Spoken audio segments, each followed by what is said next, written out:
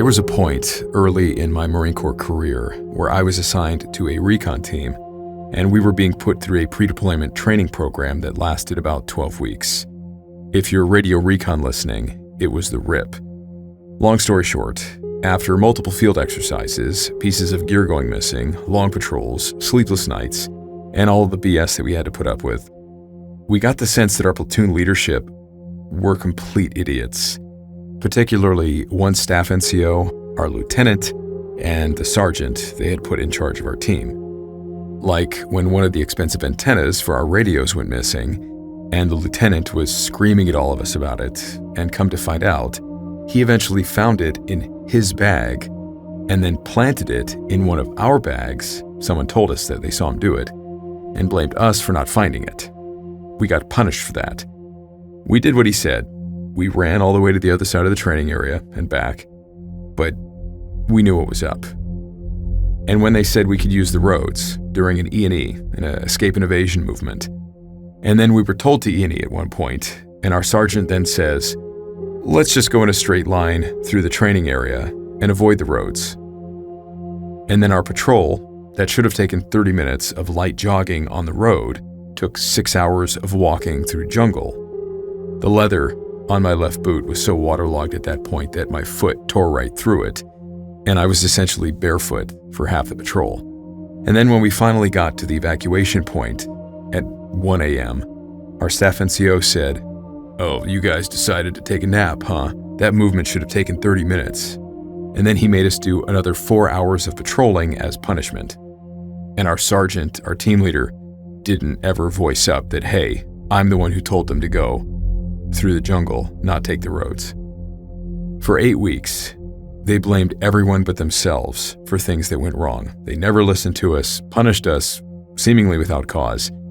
And at one point, even the staff NCO challenges me to a fight when he thought I said something that I never actually said.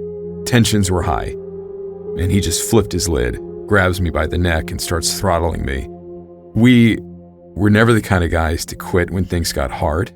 We were fine, honestly, with being miserable.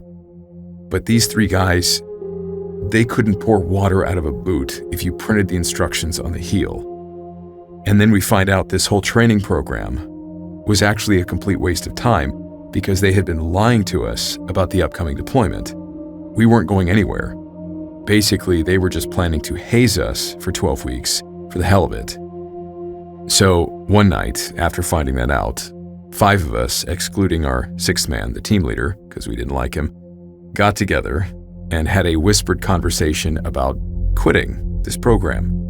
If we quit altogether, then they would have to at least listen to us. Well, someone overheard the conversation, I think probably our team leader.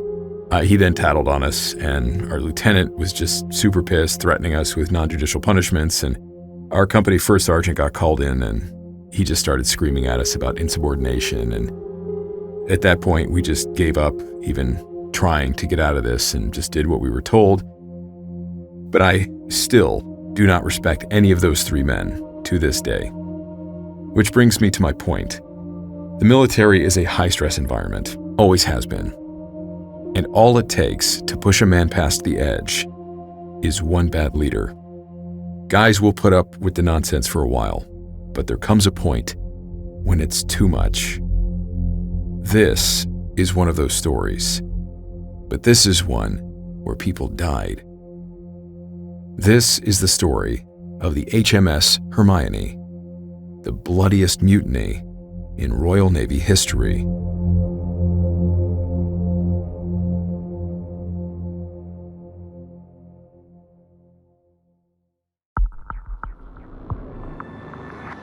The mist which hangs before you offers you a choice to pass through or to escape. Beyond it are Stories which defy the explanation and fly in the face. of what we know to be real, It is a void of both reality and impossibility. of both fact and superstition. You alone are left to discern what to believe as you pass through what we call the fog of war.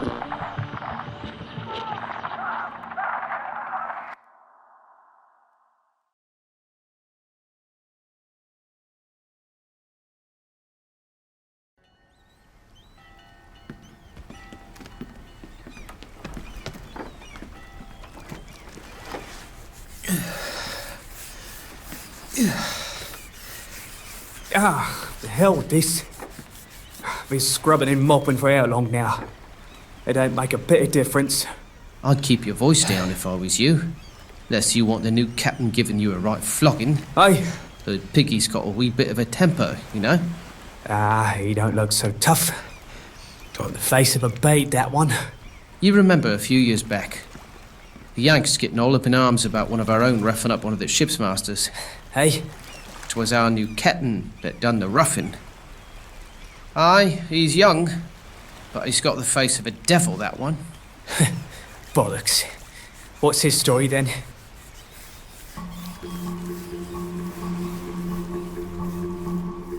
Towards the end of the 18th century, the world was in a very interesting place. The French Revolution of 1789 had thrown the world into total chaos. The French people rebelled and murdered their own royal family, and people all over Europe were beginning to challenge the monarchies that had ruled over them for hundreds of years. Of course, you can't have a revolution without war. And as the British Empire and its allies attempted to contain the French Revolution and its ideals, it wasn't long before the fighting in Europe went global.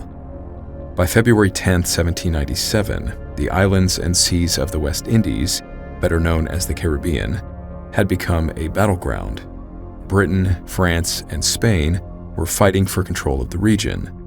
With privateers joining the fray and a revolution on Haiti happening at the same time, it was one of the most dangerous regions on Earth outside of war-torn Europe. But for the men of the 36th gun frigate, HMS Hermione, it was just another day in the Royal Navy. Docked in Jamaica's Port Royal, the crew of around 180 men were busy preparing their ship for the next assignment. They'd be patrolling the waters of the Mona Passage between the Dominican Republic and Puerto Rico, a popular route for Spanish privateers. Some of the newer crewmen were excited about the coming action and all the potential spoils of war, but others weren't as enthusiastic. The Hermione had a new captain. He was young, only in his late 20s, but he already had quite a reputation in the Navy, and it wasn't a good one. His name was Captain Hugh Pigot.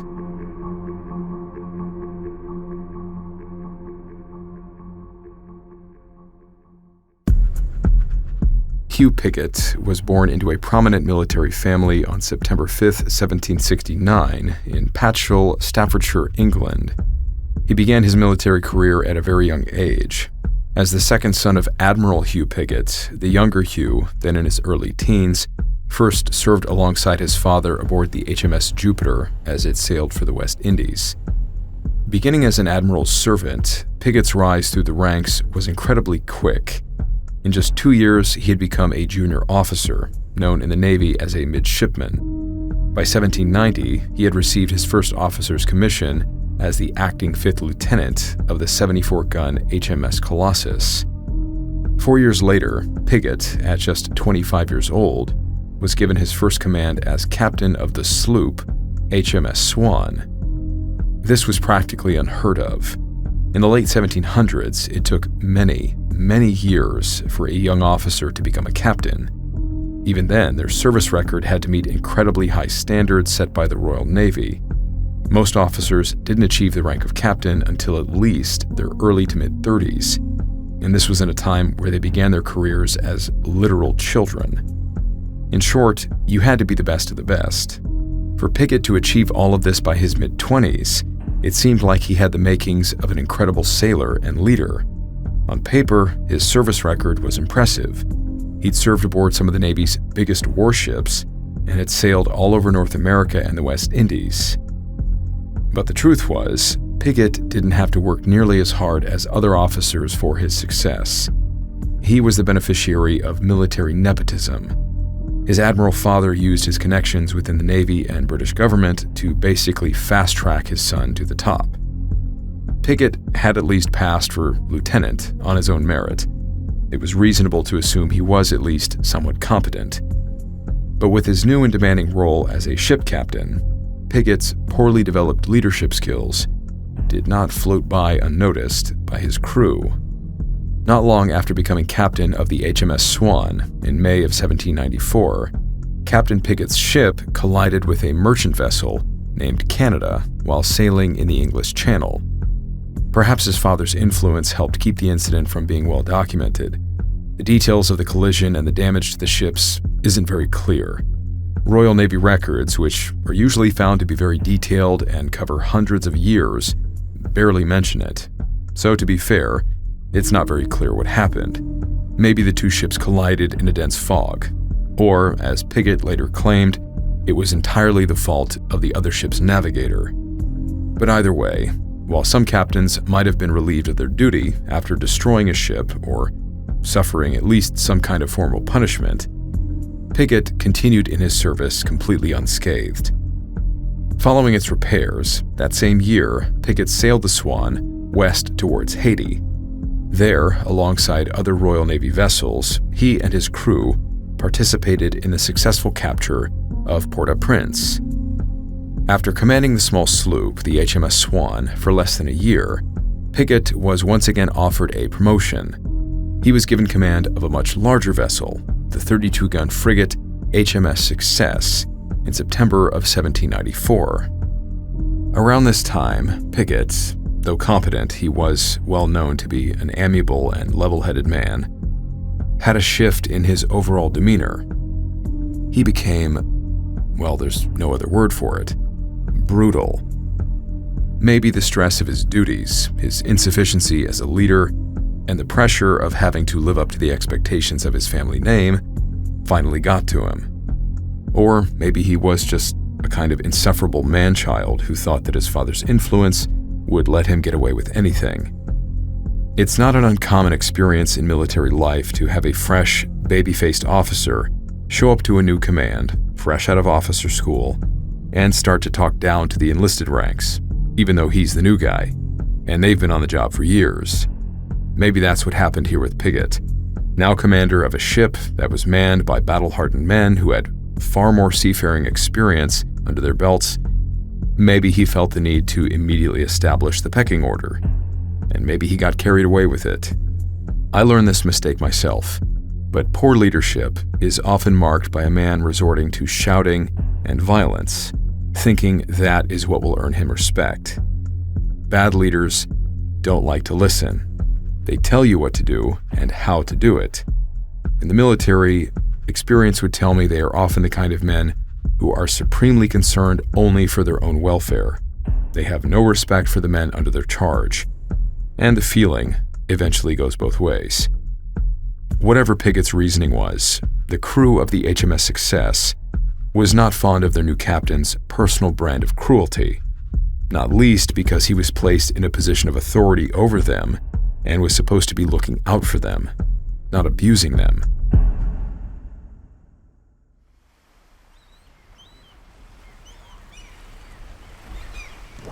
Eight! 9! 10! 11! 12!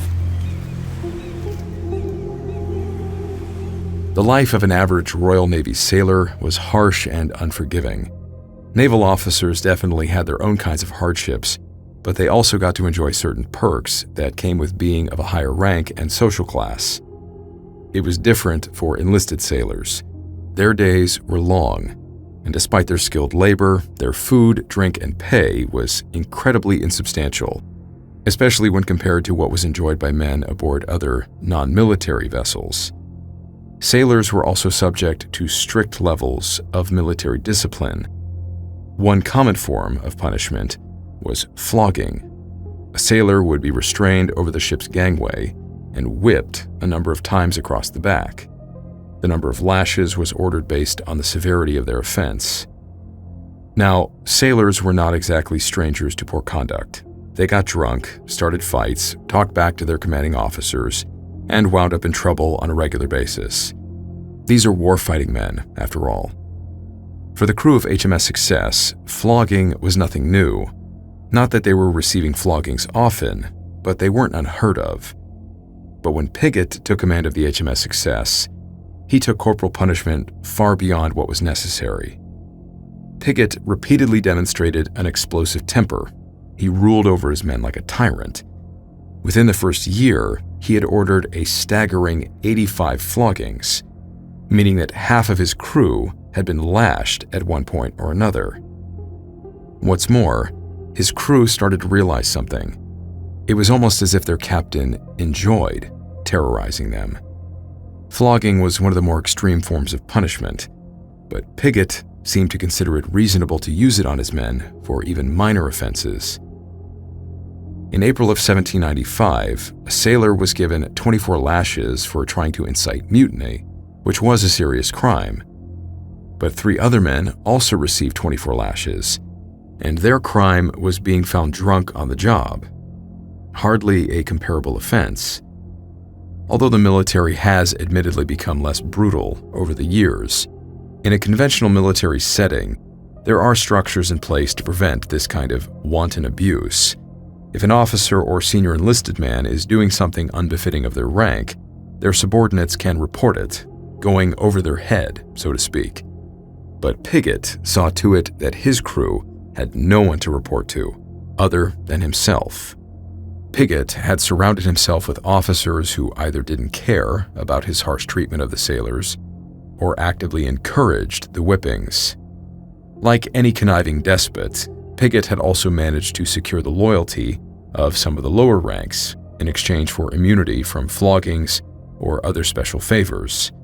The rest of the crew were then robbed of the ability to even speak freely among themselves. Any bad-mouthing of their captain might be overheard and reported, and if they were caught, it meant flogging. These bootlicking sailors on Pigot's leash were no less hated by their fellow crewmen.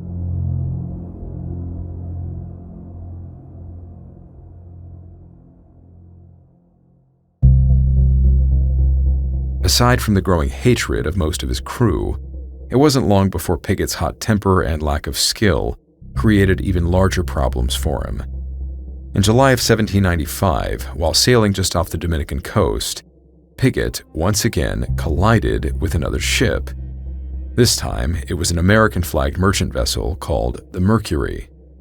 Like with the Canada collision, the details aren't well documented, but we do know that after the ships made contact, Pigot ordered the Mercury to stop and prepare to be boarded.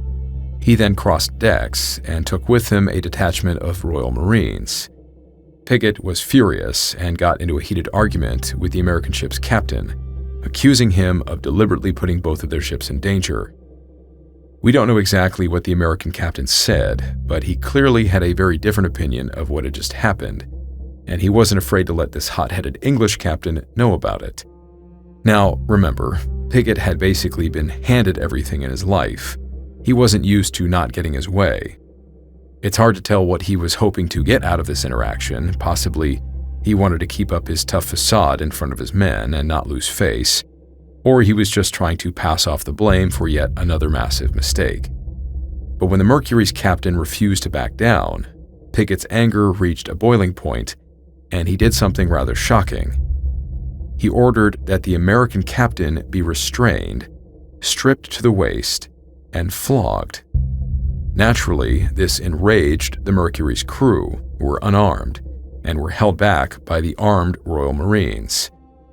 When the Mercury returned to port, news about what had happened quickly spread, and when the American press caught wind that a Royal Navy captain had unlawfully restrained and assaulted an American captain, the entire country went into an uproar.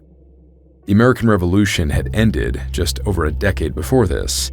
British and American relations had remained tense, and Pigot's emotional outburst only made these tensions worse.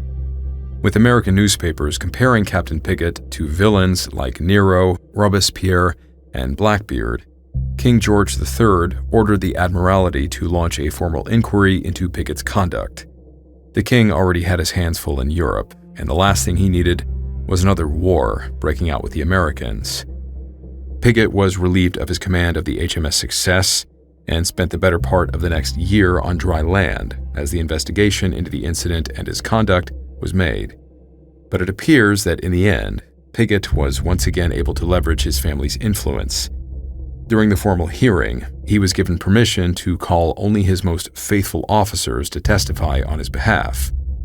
All it took for Pigot to be fully acquitted by the naval judiciary was to make a simple apology. Once again, Pigot managed to escape punishment unscathed. His crew might have hated him, but his public reputation was still intact. If anything, the experience seemed to make Pigot only more confident that he could do whatever he wanted. Far from being humbled by his mistakes, soon enough, Pigot was rewarded with another command. This time, he was assigned to the 36-gun frigate HMS Hermione. He brought some friends with him, 24 of his most trusted men who had served with him on the HMS Success.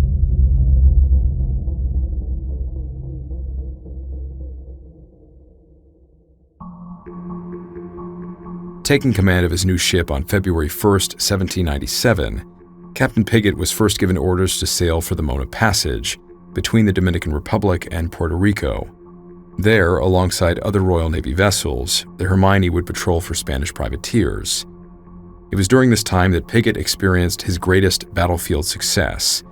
Under his command, his small flotilla managed to sink or capture 9 privateering vessels in what became known as the Battle of Jean Rebel. Of course, their success was the result of the combined efforts of the collective crewmen working together. But if anyone read Pigot's official report that was submitted to the Admiralty, they would get the impression he did all of the work himself. Never once did Pigot mention the contributions of other captains or the heroic actions of his own crew. Another trait typical of a bad leader, a man who takes all of the credit and none of the blame. One man who really stood out in the Battle of Jean Rebel was a young midshipman by the name of David O'Brien Casey. Only 19 years old, the Irishman was an experienced sailor, and in many ways the complete opposite of Pigot. He was well-spoken and composed, but never hesitated to get his hands dirty, especially when the fighting started. All of this made Casey popular and well-respected by many of his fellow crew aboard the Hermione. Unfortunately, even his outstanding conduct and likability wouldn't save Casey from the wrath of Captain Hugh Pigot. In mid-September of 1797, the Hermione was underway. David O'Brien Casey was seated at his position at the ship's main top. Down below, the rest of the crew was going about their duties, and Captain Pigot was prowling around the deck. Nobody tried catching his gaze. Pigot had already demonstrated to his latest crew what kind of leader he was. His beady eyes scanned the ship, looking for even the slightest mistake that he could reprimand. He then noticed that one of the sails had not been properly tied down. This was the responsibility of one of the men under Casey's command. Pigot immediately demanded that the young midshipman explain himself. Being a far better example of leadership than Pigot was, Casey immediately apologized for the poorly tied sail and accepted full responsibility for the error. But an apology wasn't enough for Pigot. The account of what happened next was recorded in David Casey's journal. He instantly launched out in the most abusive and unofficer-like language, calling me a damned lubber, a scoundrel, a worthless, good-for-nothing fellow, that I never did anything right, and other severe expressions. Following Pigot's outburst, Casey was then ordered below decks, where he remained until about 8 p.m. that evening. Then, he was summoned to the captain's cabin.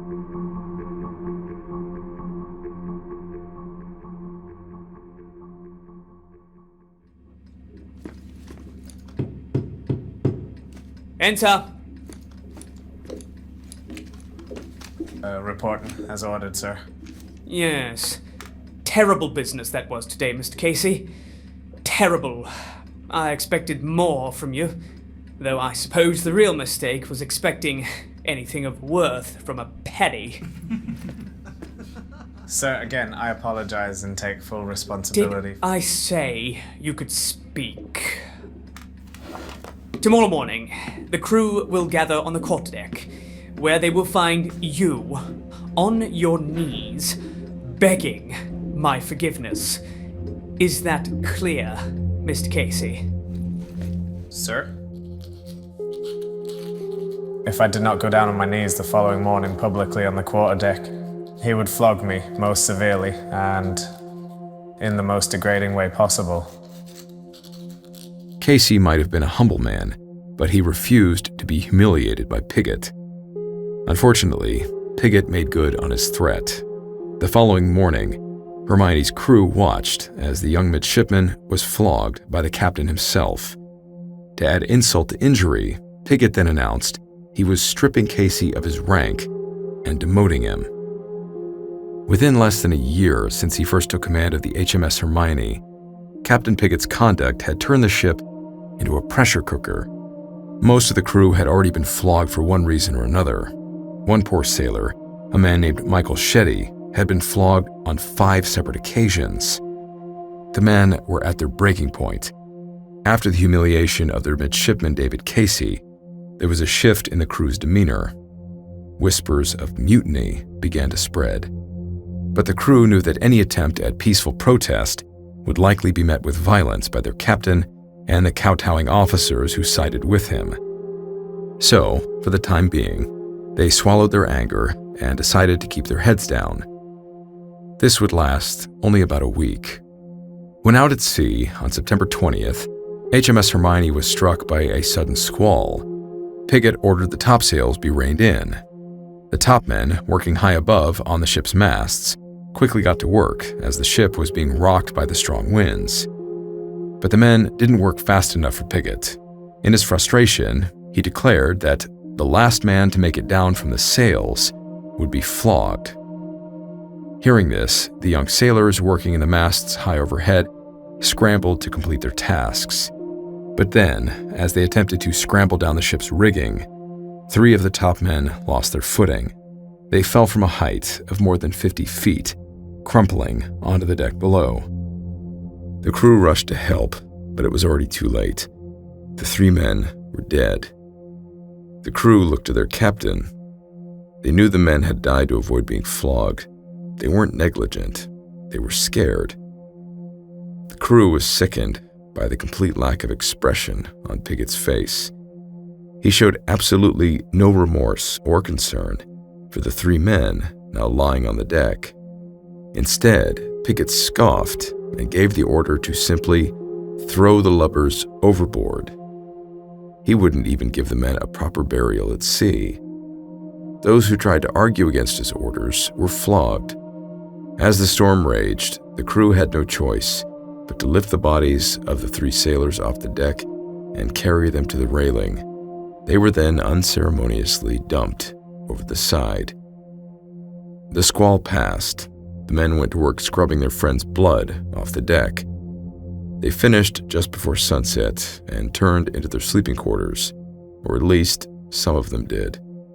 While half the crew slept soundly in their hammocks, a group of about 18 men gathered on the ship's forward deck. They passed around bottles of stolen rum while they talked in hushed, angry tones about their captain. Pigot's crew was now certain about something. Their captain was no captain. They weren't even sure if he was human. The rum gave them all the courage they needed. The men decided they would split into 3 groups. One would head for the ship's armory. Another would go up to the main deck. The larger group would head directly to Captain Pigot's cabin. There was a single Marine standing guard in front of the captain's private cabin. The mob of sailors quickly overpowered him before storming inside, catching Pigot just as he was getting out of bed. The dagger he then brandished at them was almost symbolic of his own leadership. Small, weak, and useless. He begged the men for mercy. They showed him as much as he had, knocking him to the floor and pummeling him with their fists, boots, and knives. Captain Pigot, now ragged and bloody, screamed for mercy and was then hurled out of his cabin window. He fell, screaming, into the ocean below. From there, all hell broke loose. As the captain was being beaten and thrown overboard, most of Hermione's crew were completely oblivious, fast asleep in their hammocks. But David O'Brien Casey recalled the scene as the mutineers then began rampaging through the ship.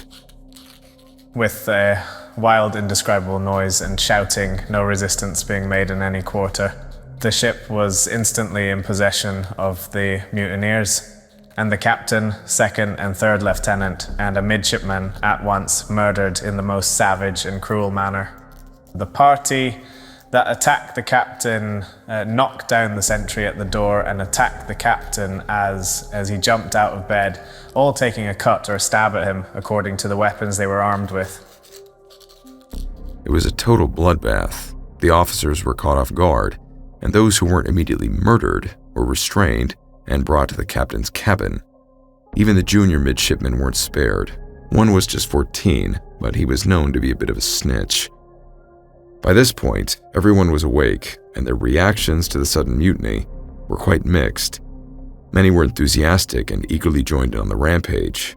Others, shocked by the level of unhinged violence, stayed out of it. But regardless of their stance, the entire crew was now complicit in the mutiny. Even if they weren't directly involved with the violence, they weren't trying to stop the mutineers, who were now calling the shots. Guiding the Hermione away from other nearby Royal Navy vessels, the crew then gathered on the deck and organized what can only be described as a kangaroo court. One by one, the surviving officers were dragged before the crew, who then debated on whether or not to kill them. During these heated arguments, it became clear that the mutineers were more or less divided into two groups. On one side were the extremists, who, staggering from copious amounts of rum, wanted to kill anyone wearing an officer's uniform. On the other side were the more level-headed, sober men who wanted to avoid any further bloodshed. Despite their protests, the calmer men weren't able to prevent the drunken ones from carrying out a number of executions. One of the men killed was the ship's Marine commander, Lieutenant McIntosh. The man was already dying of yellow fever, but that didn't stop the bloodthirsty mob from dragging him out of bed, stabbing him to death, and hurling his body overboard. Even David O'Brien Casey, who was well liked by many, wasn't completely safe. The officers were brought on deck as their fate was decided. Some were wounded and thrown overboard, and others thrown over unhurt. The language, noise, and scene altogether was horrible and not to be described. My life was repeatedly debated. I was afterwards told by my friends that I was twice or thrice condemned and on the point of suffering, and that it was with the greatest difficulty I was saved. 2 or 3 of them always kept near me as a protecting guard and removed me occasionally from place to place for more certain safety. When all was said and done, the mutineers had murdered 10 more of their officers and midshipmen. Some of them, such as the ship's navigator, surgeon's mate, and chief carpenter, were spared, given their unique skill sets. When the heat of the situation had finally worn off and cooler heads prevailed, the crew of the Hermione were then faced with another major issue. They were no longer Royal Navy sailors. They were outlaws and murderers, and even those without actual blood on their hands were every bit as guilty. They could never return to England or anywhere under the British flag. So they struck their colors and set course for the port of La Guaira in Venezuela, which was then under the control of Spain.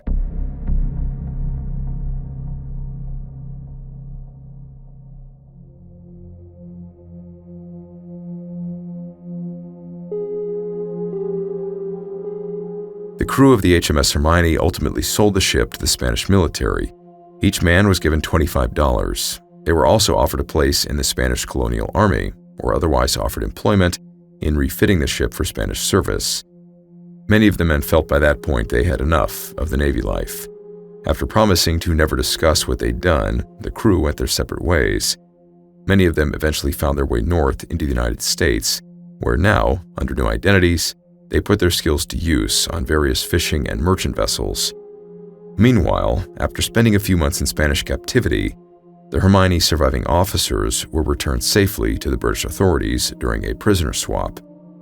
It didn't take long for the news of their rebellion to reach the British Admiralty.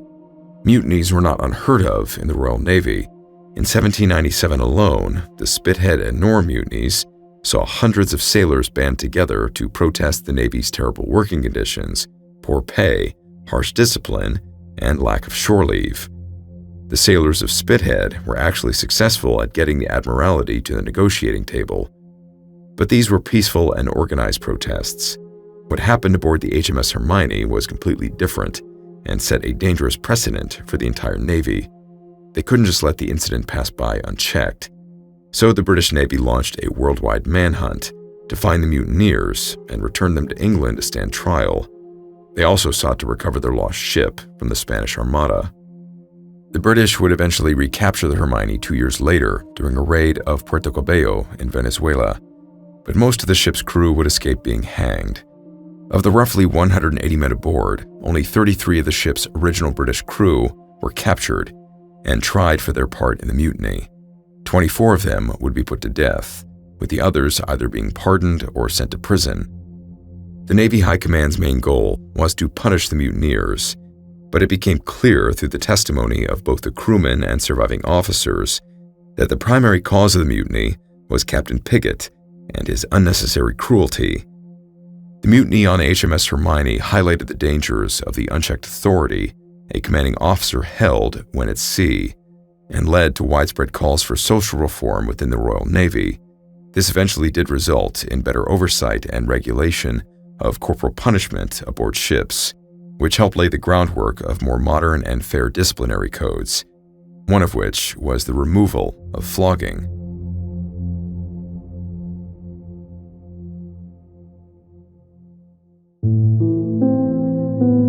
In spite of Captain Pigot's stripping of his rank, David O'Brien Casey would eventually become a full lieutenant and go on to enjoy a long and decorated career in the Royal Navy. His reputation is still held in high regards. The same cannot be said for the name Hugh Pigot. To this day, he is known as one of the Royal Navy's cruelest and most incompetent captains. Now, I wasn't there. I wasn't flogged by the man. So whether or not he deserved to be beaten, stabbed, and thrown out of his own cabin window into shark-infested waters isn't really for me to say. God will judge Hugh Pigot for himself. His crew simply arranged the appointment. But what I do know is this. I've known a few incompetent leaders in the military, and Captain Hugh Pigot sounds every bit like the kind of man who causes good men to leave the military and say they are happy they left. It's rarely ever the work we had to do, or even the miserable conditions. We laugh about those. But it's always the terrible leaders that we got stuck with who made our lives unbearable. And some days, I think throwing them out of a window might have crossed our minds.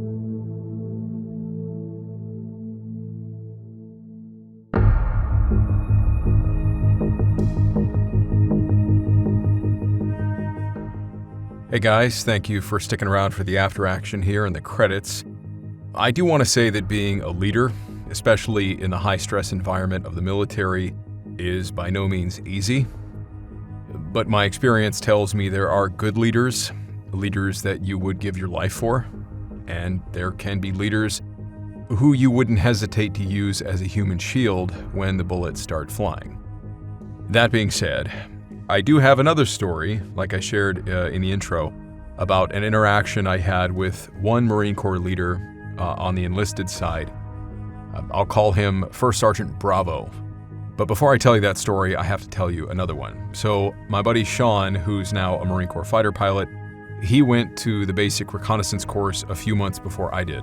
When he graduated that class, he won the Honor Graduate Award for being top of the class. So during the graduation ceremony, he had to march everyone else that was going to get an award to the front of the formation to get those awards presented. Basically, Sean messes up all the drill movements, as we always did in these formations, and one of the recon schoolhouse leaders, a master sergeant, was making fun of him for it as he was getting his award, and Sean just shouts back, "I was born to kill, not to drill, Master Sergeant." Well, the recon guys are pretty cool, and they have a sense of humor, so even though he was a little bit taken aback by Sean shouting that, the Master Sergeant and the other instructors just all busted out laughing, and the Master Sergeant said something like, "Well, hoorah, Sergeant, now that's a recon Marine attitude." So he liked it, he thought it was funny. And I thought this story was hilarious when I heard it. So, okay, going back to my other story. So at some point, we got a new First Sergeant at my command in Hawaii. And so there was that period of time where you start seeing this brand new First Sergeant and you're getting a feeling for what kind of a leader he is. Is he more easygoing and you can kind of relax around him? You know, good morning, First Sergeant, how are you? or is he like super uptight and by the book? First Sergeant Bravo was super hard for me to get a read on. He was always professional, he had a very commanding presence, but for the first few weeks that I interacted with him, I always felt like he had a few walls up. It was hard to explain, but he just didn't seem that approachable. But at the same time, he was kind of chill, a little relaxed in a professional way. He would say things like, "How we doing, Sergeant Lamanna?" Things like that.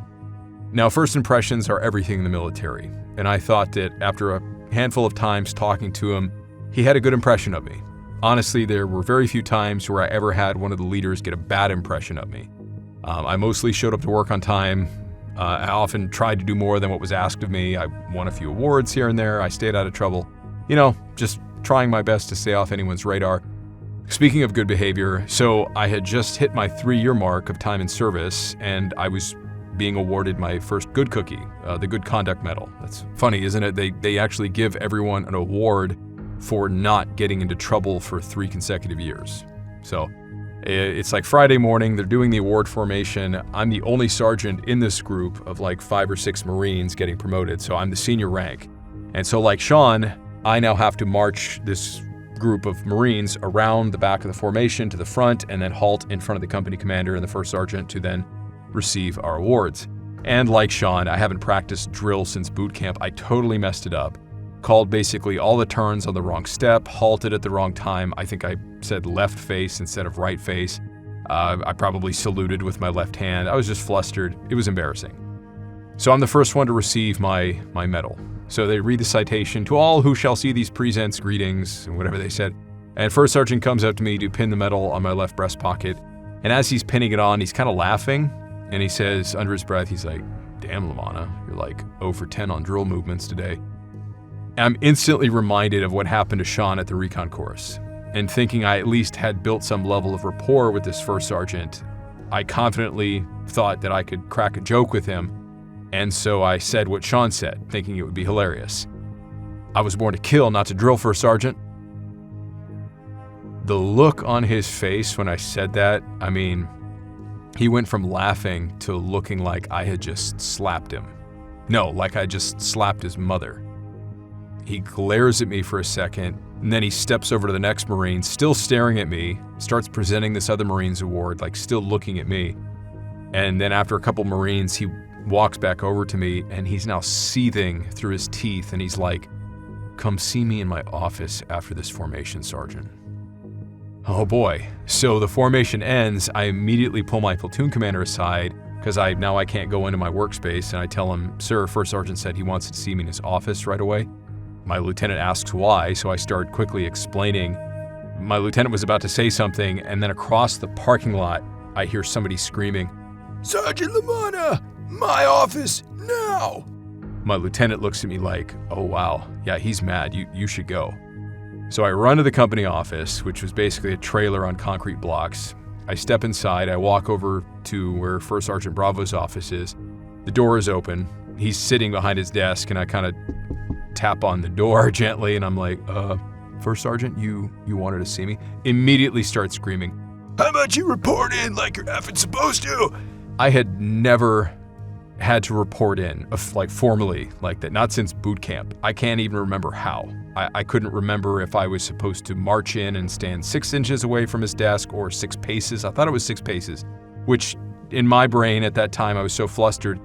He had a very small office, and then his desk faced this wall on the outside next to the door. So in my mind, I'm like, okay, 6 paces. I need to stand in front of this wall, 6 paces away from his desk on the other side of the wall. That made sense to me. I just went and stood in front of the wall and then said to the wall, "Good morning, First Sergeant. Sergeant Lamanna reporting as ordered." At this point, he can't even see me. He just hears me yelling from outside the office, and I think me standing on the other side of the wall, he just got even more pissed off, and he screams and says, "Just get the F in here." I run in, he tells me to close the door, and I move to a position of attention in front of his desk.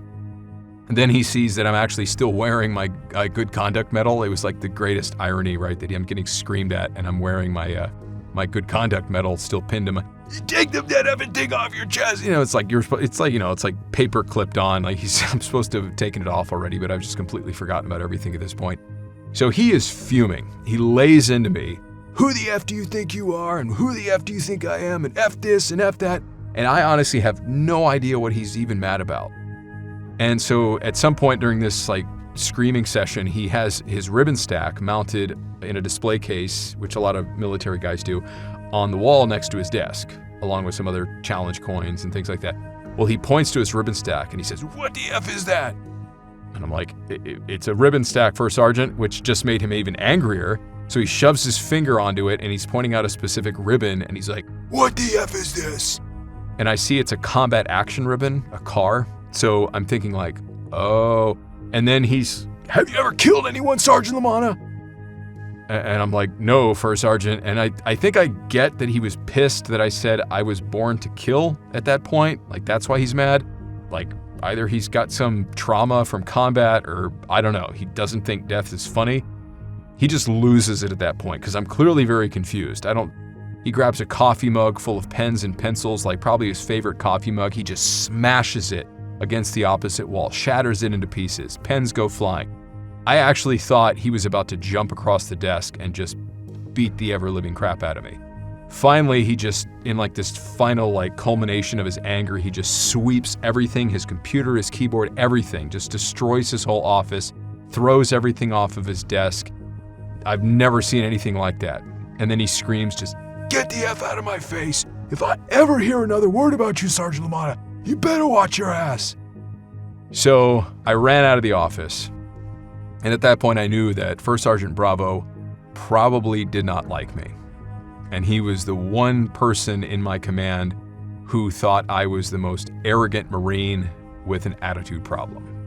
And I just couldn't go near him. It was just awkward every time that we saw each other. Well, that didn't last more than 6 months, because soon enough, I went to the basic recon course like Sean had. It was about maybe 3 months long. And while I was there, my platoon sergeant called me to ask about that time First Sergeant called you into his office and yelled at you. And so I told this guy, Staff Sergeant Jackson, you out there, Jackson, you hearing this? And he said, "Okay, got it. Thank you for telling me." And I asked him, "Why are you calling? Why is this important?" Because this is months later. And I basically got the gist that there was a command investigation happening back in Hawaii while I was gone. There were apparently other problems with command leadership. I think another Marine had a family member who was dying, and so he put in a leave request, and the company commander, the First Sergeant, basically refused to let him go home because they had training to do or something to visit his dying family member. Well, this got reported up the chain of command, which then started the investigation, and then my name got brought up. I guess this screaming session got talked about. I mean, we got screamed at. I didn't really think it was a big deal, but I guess it was kind of a culmination of different things. Well, anyway, I came back to Hawaii, and First Sergeant Bravo and the company commander, Captain Alpha, had both been relieved of their command, and we had new leadership. I never wanted him to get punished for it. I didn't blame First Sergeant Bravo. I always felt very embarrassed for even thinking I could crack that joke. I just maybe always kind of wondered why he flipped his lid so badly, and I wondered if he had some kind of trauma. Oh, but when Sean heard about what I had said to First Sergeant, trying to copy his joke, and then how I got screamed at for it, yeah, he laughed for a very long time and called me a dumbass. So, yeah, another wonderful leadership story. Please share your own leadership stories in the comments section. I would love to read them. Thank you for listening. Thank you for watching, for subscribing, liking, sharing the merchandise, everything and anything you guys do to help support the channel. I sincerely appreciate it. Everybody here on the team sincerely appreciates your guys' ongoing support. As always, a huge shout out to both our Patreon and YouTube channel members for your incredible support. May God be with each and every one of you, no matter what you are dealing with. And I will see you in the next episode.